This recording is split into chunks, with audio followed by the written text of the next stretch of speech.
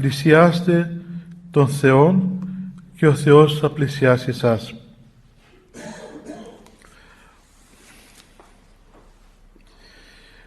Συμβουλεύει εδώ ο Απόστολος Ιάκωβος τους χριστιανούς, τους ανθρώπους, να υποταχθούν στον Θεό. Τι σημαίνει υποτάσσουμε στον Θεό? Και άραγε αυτή η υποταγή στον Θεό αφαιρεί, ας πούμε, την ελευθερία μου? Δηλαδή αυτό που λέμε ο δούλος του Θεού σημαίνει ότι χάνει την ελευθερία του αφού λέγεται δούλος? Τι σημαίνει αυτό το πράγμα? Και πώς γίνεται, πώς μπορεί ο άνθρωπος να υποταγεί στον Θεό? Και ποιο είναι το αποτέλεσμα της υποταγής του ανθρώπου στον Θεό? Καταρχάς ξέρουμε ότι η όλη κατάστασή μας, η πτώση μας, είναι το αποτέλεσμα της ανταρσίας μας. Ο άνθρωπος εξέπεσε από τον Θεό και συνετρίβηκε και τραυματίστηκε και έγινε αυτός που έγινε τώρα λόγω της ανταρσίας και της ανυπακοής του. Η ανυπακοή στον Θεό, που βέβαια είχε σαν φυσικό αποτέλεσμα, όχι σαν τιμωρία. Αυτό είναι πολύ σημαντικό να το τονίσουμε, ότι αυτό που πάθαμε μετά την πτώση μας δεν ήταν τιμωρία του Θεού. Δεν μας ετιμώρησε ο Θεός επειδή δεν τον ακούσαμε, αλλά ήταν η φυσική συνέπεια της πράξεώς μας. Εάν παραδείγματος χάρη σου λέει ένας άνθρωπος, ξέρω εγώ, γονιός σου, φάε. Αν δεν φάεις να πεθάνεις. Εσύ λες εγώ δεν τρώγω. Και πεθαίνεις, ας πούμε, από ασιτεία. Δεν σε τιμωρά ο γονιός σου σε θάνατον από την πείνα, αλλά σου τονίζει το φυσικό αποτέλεσμα που θα πάθεις εάν δεν φάεις. Πάει σε έναν γιατρό. Σου λέει ο γιατρός ότι κοίταξε, δεν πρέπει να τρώεις αυτά τα πράγματα, γιατί αν τα τρώγεις θα υποστείς αυτές τις συνέπειες στην υγεία σου. Εσύ δεν ακούς τον γιατρό και τρώεις και υφίστασε τις συνέπειες. Δεν σε τιμώρησε ο γιατρός για τις συνέπειες. Δεν μπορεί να πεις, είδες ο γιατρός να μου έκαμε επειδή δεν το άκουσα, η κακοφάνεια του γιατρού και αρρώστησε με. Όχι. Δεν άκουσες τον γιατρό και αρρώστησες και ήταν η φυσική συνέπεια ότι θα αρρωστούσες αφού δεν άκουγες. Όταν ο Θεός είπε στους πρωτοπλάστους ότι από την ημέρα που θα παρακούσετε την εντολή, έτσι, την εντολή που σας έδωσε, θανάτου αποθανείστε, θα πεθάνετε, δεν ήταν τιμωρία του Θεού στους πρωτοπλάστους, αλλά ήταν η συνέπεια της πράξεώς τους, για την οποία ουδεμίαν ευθύνη έχει ο Θεός, αλλά από όλη την ευθύνη φέρει ο άνθρωπος. Άρα ο άνθρωπος είναι αυτός που φέρει την ευθύνη της καταστάσεως του τώρα. Και ο άνθρωπος είναι αυτός ο οποίος πρέπει να θεραπευθεί, όχι ο Θεός. Ο άνθρωπος χρήζει θεραπείας. Το είπαμε και άλλες φορές και θα το λέμε συχνά για να το καταλάβουμε και να το εμπεδώσουμε. Είναι πολύ βασικό πράγμα να καταλάβουμε ότι η Εκκλησία έχει διαφορές πολλές από τις θρησκείες και από τη θρησκεία. Οι θρησκείες αποτελούν μια προσπάθεια του ανθρώπου να θεραπεύσει τον Θεό, να εξευμενήσει τον Θεό, να κάνει τον Θεό φίλον του. Δηλαδή, τι θέλει τόσο ο Θεός? Θέλει θυσίες? Να του θυσιάζω, ας πούμε, πράγματα. Θέλει καντήλια? Να του δώσω καντήλια. Θέλει το ένα, θέλει καλές πράξεις, να του κάνουμε καλές πράξεις. Θα του κάνουν ό,τι θέλει του Θεού για να είναι ήσυχος ο Θεός, να είναι ειρηνικός, να είναι, ξέρω εγώ, να με θυμώσει. Αυτό είναι η θρησκευτική αντίληψη περί του Θεού. Η Εκκλησία όμως μιλά κάτι άλλο και το Ευαγγέλιο. Ο Θεός είναι απαθής, ο Θεός είναι υγιής, ο Θεός είναι τέλειος, ο άνθρωπος είναι ο ασθενής. Άρα ό,τι κάνω, το κάνω για τον εαυτό μου, όχι για τον Θεό. Εάν νηστεύω για μένα. Εγώ είμαι που έχω ανάγκη νηστεία, όχι ο Θεός. Όπως και όταν ακούω τον γιατρό, δεν Δεν το κάνω για να είμαστε φίλοι με τον γιατρό, αλλά το κάνω για να είμαι καλά. Και έρχεται και σε ένα αποτέλεσμα του να είμαστε και φίλοι, βέβαια, άμα τον ακούω. Αλλά το κάνω για μένα. Άρα ο ασθενής στην περίπτωση μας είναι ο άνθρωπος, όχι ο Θεός. Ο άνθρωπος έχει ανάγκη να κάνει τα πάντα για να θεραπεύσει τον εαυτόν του. Και όταν θεραπεύσει τον εαυτόν του, ο εαυτός του λειτουργεί φυσιολογικά, που φυσιολογικά βρίσκει αυτό που του λείπει. Όταν λέγει ο Απόστολος υποταχθείτε στον Θεό, σημαίνει ότι ακούστε αυτά που σας λέει ο Θεός, τηρήστε τις εντολές του Θεού, οι οποίες ενώ φαίνονται στην αρχή ότι είναι μια δουλική υποταγή στον Θεό, εν τούτοις το αποτέλεσμα είναι η ελευθερία σου. Μπορεί να φαίνεσαι ότι υποτάσσεσαι στον γιατρό, αλλά το αποτέλεσμα της υποταγής σου στον γιατρό είναι να γίνεις καλά. Δεν είναι να γίνεις ζούλος του γιατρού. Δηλαδή, άμα σου λέει ο γιατρός, ξέρεις, να πίνεις 5 χάπια, 5 φορές την ημέρα και να τρώεις τα φαγιατικά και σου ασκήσεις, θα πεις, τι, να γίνω δούλος του γιατρού εγώ τώρα, τι να κάνω ό,τι θέλει ο γιατρός, ποιος είναι ο γιατρός, δηλαδή, τι, να με διατάσσει σε μένα ο γιατρός να μου να κάνω, τι είμαι δούλος του. Εάν άλλος πει όμως, ναι, ό,τι μου πεις γιατρέ θα κάνω. Και κάνω με ακρίβεια, με δουλική ακρίβεια αυτό που μου λέει ο γιατρός. Το αποτέλεσμα είναι να γίνω υγιής. Δεν είναι να γίνω δούλος του γιατρού. Όχι, γίνομαι υγιής. Όταν λοιπόν υποτάσσομαι στον Θεό, το αποτέλεσμα δεν είναι να είμαι δούλος του Θεού, αλλά να είμαι ελεύθερος και να ζω την ελευθερία των τέκνων του Θεού. Δηλαδή γίνομαι πλέον απόλυτα ελεύθερος, ελευθερώνομαι από τα πάθη και την αμαρτία και όλα όσα συγκροτούν την αρρώστια της φύσης μου, και αυτό το πράγμα με οδηγεί στην πραγματική μου ελευθερία. Βρίσκω τον εαυτό μου, βρίσκω αυτό που είμαι και αυτό το οποίο, για το οποίο είμαι πλασμένος. Άρα η υποταγή μου στον Θεό έχει ως αποτέλεσμα όχι την αφαίρεση της ελευθερίας μου, αλλά την ανέβρεση της ελευθερίας μου. Βρίσκω την ελευθερία μου, η οποία είναι αποτέλεσμα της υποταγής μου. Ενώ αντίθετα η αμαρτία, ενώ σου λέει η αμαρτία, έτσι υπόσχεται, νιώσε ελεύθερος, κάμε ό,τι θέλεις, ας πούμε, έτσι. Θέλεις τούτο, κάμε το αυτό, θέλεις το άλλο, κάμε το άλλο. Ελευθερία.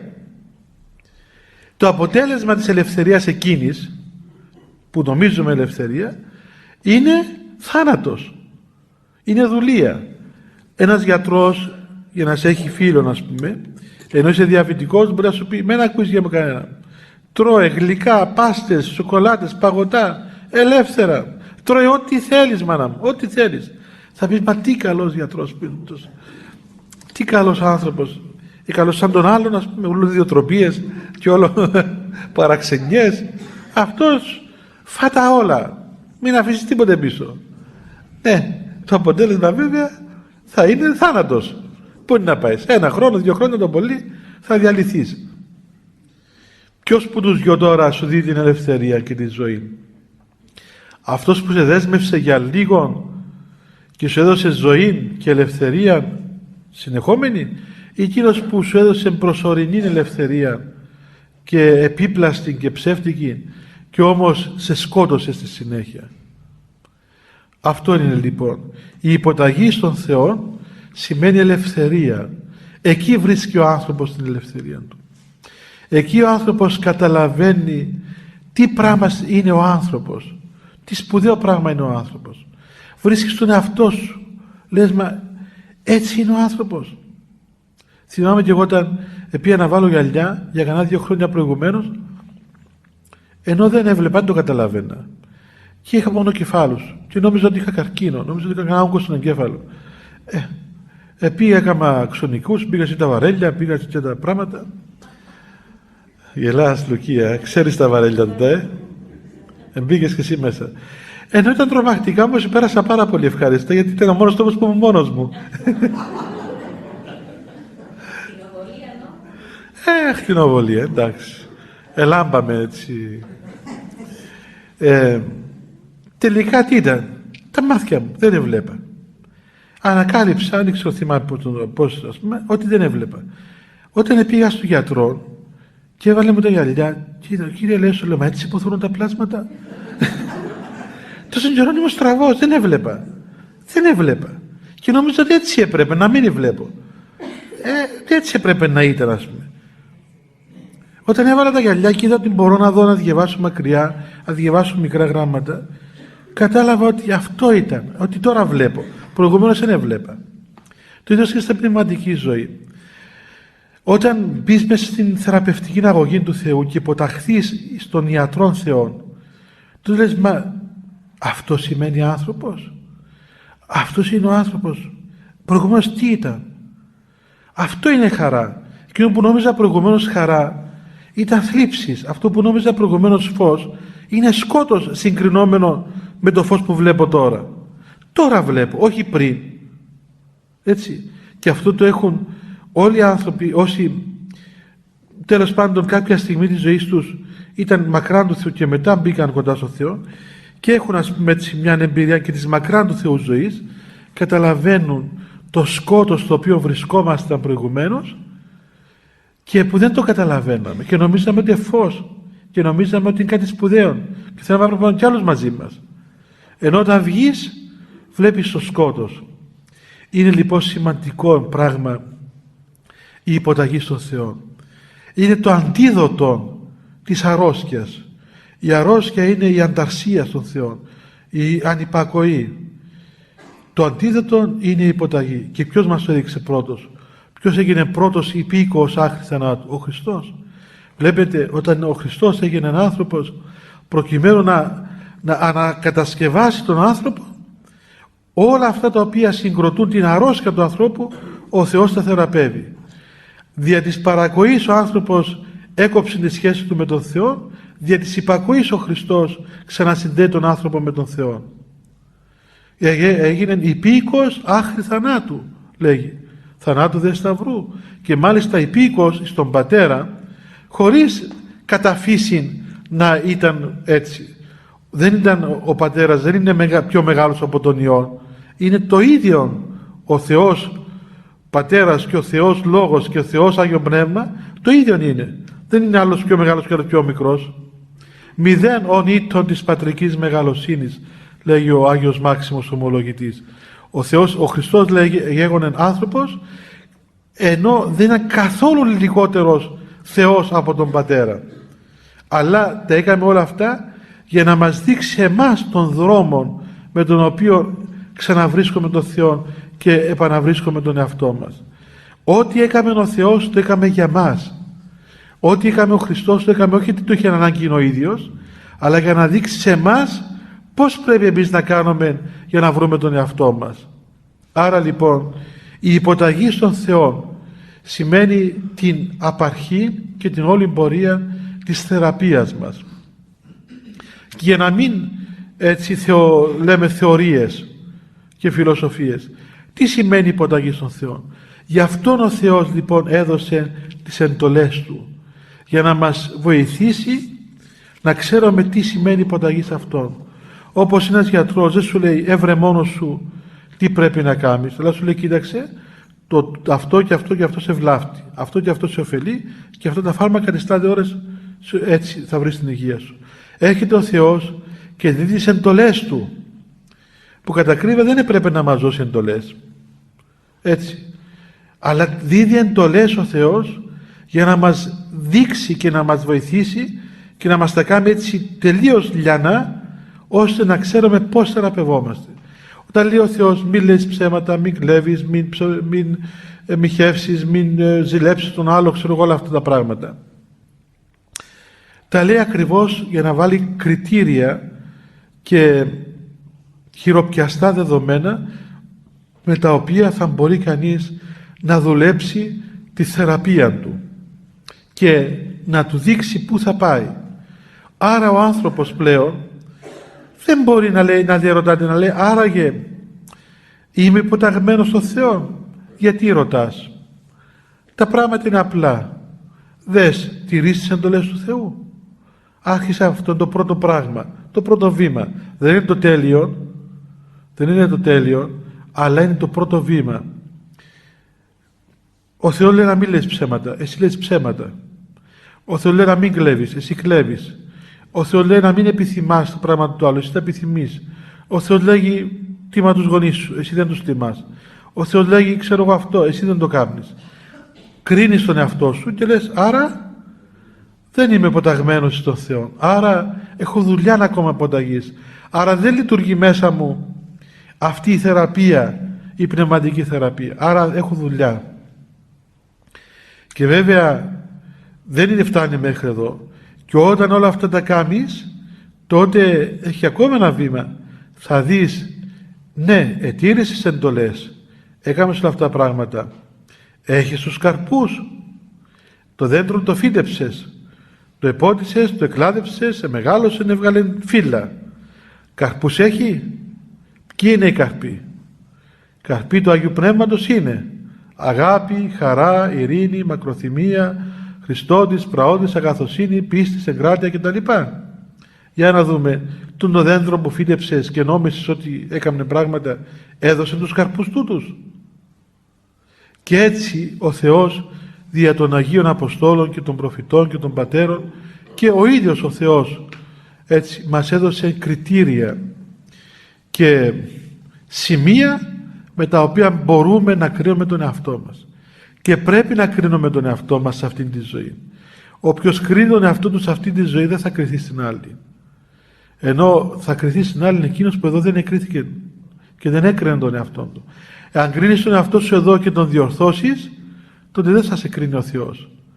Γι' αυτό οι εντολές του Θεού και ο λόγος του Θεού είναι κρίσεις για μας. Πρέπει να κρίνουμε τον εαυτό μας κάθε μέρα και να λέμε, κοίταξε, αυτό που κάνεις είναι σύμφωνο με το θέλημα του Θεού? Έτσι είπε ο Θεός να κάνεις? Αυτή η πράξη σου, η ενέργεια σου, τα λόγια σου είναι σύμφωνα? Θυμάμαι πολλές φορές που όλοι μας όταν μας πιάνουν τα πάθη μας έτσι, και ξέρω εγώ και τα παράπονα μας και μας πνίγει το δίκαιο μας ήθεν και ζητούμε τη δικαιοσύνη και ξέρω εγώ μα αυτό πρέπει να κάνω, που έλεγαν οι γέροντες, καλά αυτά που λέεις, εντάξει, έλα να δούμε τώρα αυτά που λέεις ή αυτά που σκέφτεσαι να πεις του άλλου, να κάνεις του άλλου, είναι σύμφωνα με αυτά που λέει ο Θεός? Βάζ' τον λόγο του Θεού από την μια πλευρά και βάλ' τις πράξεις σου από την άλλη και κρίνε μόνος σου.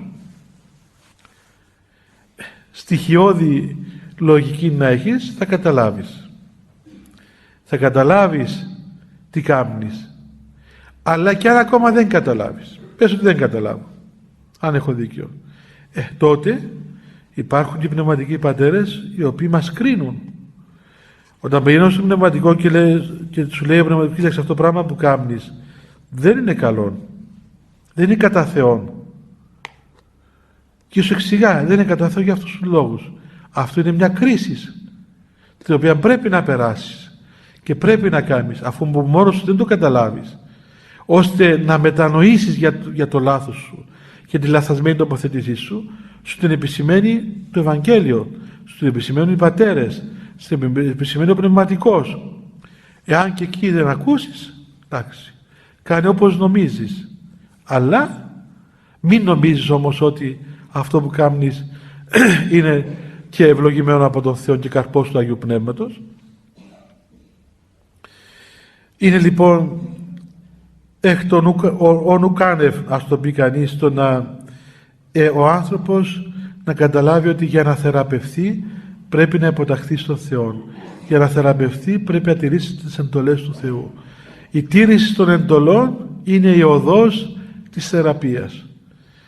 Εάν ο καρπός είναι η αγάπη, το τέλος όλου του αγώνα είναι να αγαπούμε τον Θεό με όλη μας την ύπαρξη. Η εντολή του Θεού είναι μια και μοναδική. Αγαπήσεις εκείνον τον Θεό σου με όλη σου την ύπαρξη. Αυτό είναι η εντολή του Θεού. Οι εντολές οι άλλες μας οδηγούν εκεί. Εάν λοιπόν ο αγώνας σε οδηγεί εκεί, καλώς. Θα το δεις από μόνος σου. Θα το δεις κρινόμενος με τον Λόγο του Θεού. Θα το δεις στην καθημερινή σου ζωή. Διαφορετικά τι κάνεις? Πες εντάξει, δεν τα καταφέρνω. Τι κάνω? Διαφορετικά τότε αναπληρώνεις ή θεραπεύεις τα τραύματά σου δια της μετανοίας. Το λέει παρακάτω. Θα το δούμε παρακάτω που μιλάει για το πένθος και τη μετάνοια. Η μετάνοια είναι αυτή η οποία θεραπεύει τα τραύματα. Έπεσες, τραυματίστηκες, αμάρτησες, έκαμες λάθος, εντάξει, άνθρωπος είσαι. Κανένας δεν μπορεί να σου πει γιατί έκαμες λάθος. Είμαι άνθρωπος. Αυτό τα λέει όλα. Σημαίνει ότι ανά πάσα στιγμή υπόκειμε στην πιθανότητα και στη δυνατότητα του λάθους. Το να αμαρτάνεις είναι ανθρώπινο. Το να μην μετανοείς όμως είναι δαιμονικό. Ποιος σε εμποδίζει να μετανοήσεις? Το ότι δικαιολογείς. Από τη στιγμή που δικαιολογείσαι και λες όχι, δίκαιον έχω. Έτσι έπρεπε να απαντήσω. Έτσι έπρεπε να κάνω. Έτσι έπρεπε να συμπεριφερθώ. Άρα δεν μετανοώ. Από τη στιγμή που λέω ναι, έτσι έπρεπε να σου απαντήσω και σου λέει ο λογισμός σου, ξέρεις, μήπως άραγε ας πούμε δεν μίλησες καλά, δεν συμπεριφέρθηκες καλά. Και λες του εαυτού σου, όχι, καλά έκανα. Έτσι που μου μίλησε, έτσι θέλω να του δώσω. Θα το απαντάς έτσι, θα δώσεις που πάνω, αμέν σηκώνει κεφαλή του, ας πούμε. Και επιχειρήματα και δικαιοσύνη. Κανονικά δεν πρέπει να κάνουμε έτσι? Όχι, ναι. Να σου πω με μια ιστορία. Εγώ ήμουν αυτού του Ευαγγελίου. Σήκωσε την κεφαλή του, κόψε τούτη. Μέχρι τα 30 μου ήμουν αυτού της νοοτροπίας. Ήμουν πολύ πολύ απόλυτος άνθρωπος και αυστηρός. Πολύ απόλυτος άνθρωπος. Αφού μια φορά όταν ήμουν διάκος στο Άγιον Όρος απαιτούσα, ας πούμε, εννοούσα ότι όποιος παραβαίνει μια εντολή, ας πούμε, από τους αδερφότητα οφείλει να τιμωρηθεί. Και έκανα του γέροντα παρατηρήσεις, διότι ο γέροντας δεν τιμωρούσε. Φερόταν ως πατέρας. Εγώ εννοούσα όχι. Θα τιμωρηθεί. Πρέπει να φυλαχθεί, ας πούμε, ο κανόνας, ο νόμος, η εντολή. Δεν έχει, ας πούμε, σαν τον Προκρούστην. Ο Γιώργος Παΐσιος έλεγε, βρε σαν τον Προκρούστην είσαι. Έχεις ένα τραπέζι. Άμα περισσεύει, κόφκεις το. Άμα δεν φτάνει, τραβάς το. Δεν μπορεί να είναι όλοι με το ίδιο μέτρο. Μια φορά λοιπόν έλεγα το Ευαγγέλιο, ήμουν διάκος και έλεγα το Ευαγγέλιο μέσα του ναού, το οποίο προηγούμενη μέρα έκανα κάτι παρατηρήσεις του γέροντα, ότι γέροντα, γιατί το ανέχεσαι το πράγμα? Γιατί, ας πούμε, ενώ βλέπεις ότι, ξέρω εγώ, αφού αντιλέγει, αφού ξέρω εγώ είναι αυθάδης, αφού παρακούει, γιατί το ανέχεσαι, ας πούμε, και δεν επιβάλλεις την τάξη, όπως πρέπει να κάνεις σαν γέροντας? Εννοεί βέβαια στην τάξη στους άλλους, όχι σε μένα. Διότι εγώ έκανα χειρότερα εκείνη την ώρα, έκανα δάσκαλο του γέροντα. Τέλος πάντων. Το Ευαγγέλιο, έτσι έτυχε, ας το πω εισαγωγικά, ήταν και το Ευαγγέλιο που λέγει και ένα περιστατικό που είπαν οι Απόστολοι στον Χριστό, Κύριε, θέλεις να πούμε, να παρακαλέσουμε να πέσει πύρεξο να τους κατακάψει? Και τους λέει ο Χριστός, ούχ είδατε ποιου πνεύματος εστέ? Δεν ξέρετε, δεν καταλάβετε ακόμα ποιο είναι το πνεύμα που έχει μέσα σας? Ο σκοπός είναι να κάψουμε τους ανθρώπους ή να τους θεραπεύσουμε? Έλεγα λοιπόν το Ευαγγέλιο και εγώ εκεί τραγουδιστά και μουσικά, ας πούμε, και αυτά, μέσα στη μέση λειτουργίας, ενώπιον όλο, μου λέγανε σταμάτα. Σταματώ και εγώ, μου λέει ξαναπες το Πάτερ μου το Ευαγγέλιο, ξαναπες το. Πακοή, ξαναείπα το Ευαγγέλιο. Λέει ξαναπες το, ακόμα μια φορά. Ξαναπες το. Αυτό που διάβασα, αφού το είπα. Ξαναπες το. Ξαναείπα το. Κατάλαβες το? Κατάλαβα ότι το Πνεύμα του Θεού δεν είναι να ρίχνει κεραυνού να καίει τον κόσμο, αλλά να σώσει τον κόσμο. Έτσι. Λοιπόν, ναι. Άμα καταλάβει λοιπόν κανείς το Πνεύμα του Θεού ποιον είναι και δεν δικαιολογεί τον εαυτόν του, τότε μετανοεί ο άνθρωπος. Τότε μετανοεί. Από τη στιγμή που δικαιολογείς τον εαυτό σου, δεν θα μετανοήσεις ποτέ. Ποτέ δεν θα μετανοήσεις. Και θα παραμείνεις μέσα στα λάθη σου. Αυτό μην νομίζετε ότι μόνο απέναντι του Θεού. Στα απλά πράγματα, στις συζυγίες, στο γάμο. Έχετε ένα πρόβλημα με τον σύντροφό σας, με τον σύζυγό σας. Πότε επέρχεται επούλωσης? Όταν καταλάβεις να πεις, κοίταξε, σε αυτή τη σχέση έκανα λάθος. Από τη στιγμή που λέει έκαμες εσύ λάθος και όλος εσύ έχεις λάθος, τσακωθούμε, σκοτωθούμε, δεν υπάρχει περίπτωση. Γίνεται γεφύρωση του χάσματος από τη στιγμή που ο καθένας θα πει κοίταξε, για να φτάσουμε εδώ που φτάσαμε, δεν ξέρω εγώ τι λάθη έκαμε η γυναίκα μου. Εγώ πρέπει να βρω τα δικά μου λάθη. Εγώ ο άντρας να βρω τα δικά μου λάθη. Να διορθώσω τον εαυτό μου. Αν διορθώσω τον εαυτό μου, διόρθωσα το 50% της σχέσης. Έχτισα τη μισή γέφυρα. Και η γυναίκα να πει, δεν με ενδιαφέρει τι λάθη κάνει ο άντρας μου. Να διορθώσω τα δικά μου λάθη. Τι λάθη έκανα εγώ απέναντι σε αυτή τη συμπεριφορά του άντρα μου. Άρα χτίζω και εγώ το υπόλοιπο. Το κακό αρχίζει που η στιγμή που ο άντρας πάει να διορθώσει τη γυναίκα. Και η γυναίκα να διορθώσει τον άντρα. Εκεί βγάζουν τα μάτια τους. Είναι σαν δύο αγριόγατες που όποιος κάνει τα μάτια του άλλου πρώτος. Δεν βγαίνει έτσι. Δεν χτίζομαι με αυτόν τον τρόπο. Γιατί δεν μαθαίνομαι να λέμε ότι κοίταξε, έκανα λάθος. Όταν δεν μάθεις να μετανοήσεις μπροστά στον Θεό, πώς θα μετανοήσεις μπροστά στους ανθρώπους? Και για να μετανοήσεις τον Θεό θα αρχίσεις από τα απλά πράγματα. Έτσι, από το να πω συγγνώμη του πατέρα μου, της μητέρας μου που είμαι μικρός, του δάσκαλου μου μετά, του γείτονα μου, του φίλου μου, του προϊστάμενου μου, του συζύγου μου αύριο, του παιδιού μου αν χρειάζεται. Έτσι είναι. Άμα δεν μάθω να λέω συγγνώμη σε κανένα, θα το πω μες στο γάμο μου. Έτσι είναι. Λέει κάποιος, άκουσα κάποιον που λέει, εγώ είπα συγγνώμη της μάνας μου να σου πω εσένα. Βεβαίως δεν θα πεις της γυναίκας σου αφού την πες της μάμας σου, αλλά να διαλύσεις τον γάμο σου όπως το διαλύσει η μάμα σου. Το αποτέλεσμα είναι σαν το ίδιο. Μπορεί να μην έμαθε να λες συγγνώμη, αλλά είναι το συγγνώμη που δίδει τη γέφυρα και στο Θεό. Έτσι, ο άνθρωπος που δεν μετανοεί, που δεν ξέρει την τέχνη της μετανοίας, ούτε με τους ανθρώπους, ούτε με τον εαυτό του. Γιατί ξέρετε, και με τον εαυτό του δεν τα πάει καλά αυτός ο άνθρωπος. Γιατί δεν παραδέχεται ότι είναι δυνατόν να κάνει λάθη. Και όταν δει ότι κάνει λάθη, τον πιάνει απόγνωση και πάει και αυτοκτονά μετά. Γιατί δεν λέει, μα καλά, και εγώ μπορεί να κάνω λάθη, καλέ. Άνθρωπος είμαι. Να αποδεχτώ τον εαυτό μου ότι μπορώ να κάνω λάθη. Γιατί απελπίστηκες επειδή έκαμε λάθη, επειδή έπεσες, επειδή έκαμε στα θάλασσα, απελπίστηκες? Γιατί απελπίστηκες? Δηλαδή επίστευες ότι είσαι τόσο σπουδαίο πρόσωπο που δεν μπορείς να κάνεις λάθη ποτέ σου και τώρα λες, μα πώς έκανα εγώ τότε λάθη? Και ποιος είσαι εσύ και θα κάνεις λάθη δηλαδή? Άρα το να μετανοούμε είναι απαραίτητο να έχουμε σχέση σωστή με τον εαυτό μας, με τους άλλους ανθρώπους γύρω μας και πάνω απ' όλα με τον Θεό. Αυτό είναι η σωστή στάση εναντί του Θεού. Αδύνατον είναι να μην κάνουμε λάθη. Άρα είναι αναπόφευκτο να μάθουμε να μετανοούμε. Και αν δεν μετανοήσουμε, ποτέ δεν θα διορθωθούμε. Αλλά πώς θα μετανοήσουμε όταν δικαιολογούμε τον εαυτό μας? Όταν λέμε ναι έτσι, αλλά έτσι έπρεπε να μιλήσω και πιέστηκα και έτσι είναι τα πράγματα και έπρεπε μου, ξέρω να το καταλάβεις. Δεν γίνεται έτσι. Το συγγνώμη αλλά εσύ φταίεις δεν υπάρχει. Λέει στο Άγιον Όρος, ευλόγησον εσύ φταίεις. Δεν γίνεται ευλόγησον εσύ φταίεις. Ευλόγησον εγώ φταίω, όχι εσύ φταίεις.